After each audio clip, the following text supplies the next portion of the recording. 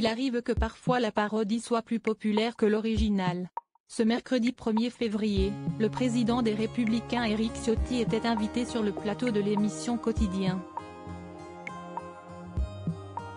Une première pour l'homme politique qui n'était jusqu'alors jamais allé à la rencontre de Yann Barthès et de son équipe, que ce soit sur TF1 ou bien sur Canal+, à l'époque du Petit Journal.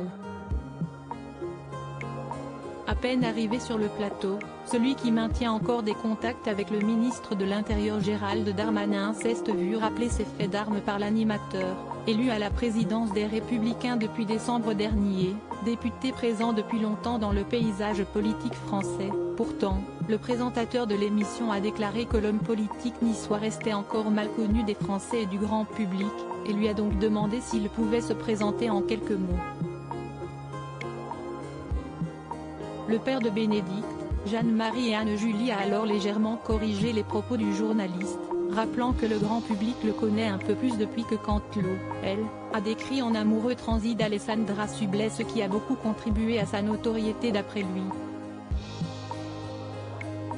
Surpris par cette information, Yann Barthès a alors demandé plus d'explications, ce à quoi l'homme politique victime de critiques de la part d'un célèbre écrivain a répondu « On mène parle dans la rue, si est souvent la première réaction en me demandant des nouvelles d'Alessandra Sublet ». Et lorsque le patron de l'émission lui a demandé si on lui parlait plus d'Alessandra Sublet que de sa politique, Éric Ciotti a répondu avec le sourire que c'était souvent le cas, avant de commencer à se présenter de façon plus sérieuse. L'imitateur qui officie sur TF1 s'est en effet beaucoup amusé à présenter régulièrement l'homme politique comme entiché de l'animatrice qui présentait l'émission avec lui.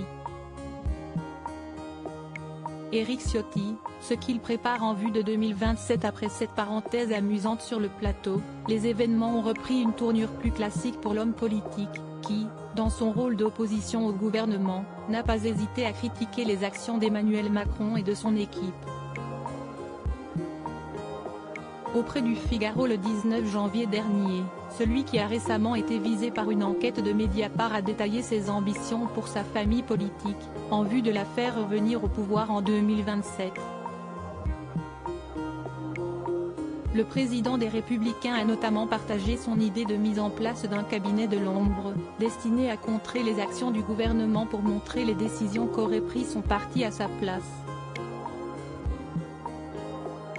Ne reste plus qu'à voir si ce cabinet aura une influence sur la population. Crédit photo, capture écran TMC.